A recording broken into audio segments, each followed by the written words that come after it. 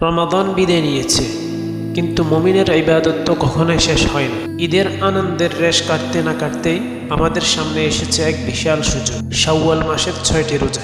রাসূল সাল্লাল্লাহু আলাইহি ওয়াসাল্লামের একটি বিখ্যাত হাদিস আমাদের মনে করিয়ে দেয়, যে ব্যক্তি রমাদানের পূর্ণ মাস রোজা রাখলো এবং এরপর শাওয়াল মাসে আরো 6টি রোজা রাখলো, সে যেন পুরো 1 বছর রোজা রাখার সওয়াব পেল।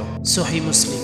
সামান্য 6টি দিন, অথচ এর প্রতিদান কত বিশাল। রমজানে আমরা যে সংযম শিখেছি তাকে সারা বছর ধরে রাখার এটিই প্রথম ধাপ। অনেকেই প্রশ্ন করেন, এই রোজা কি টানা রাখতে হবে? উত্তর হলো না।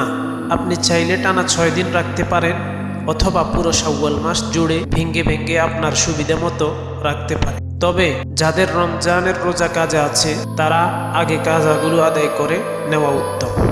আসুন অবহেলায় এই সুযোগটি হারিয়ে না ফেলি। অল্প পরিশ্রমে বিশাল সওয়াব অর্জনের এই পথে আজই নিয়ত করি।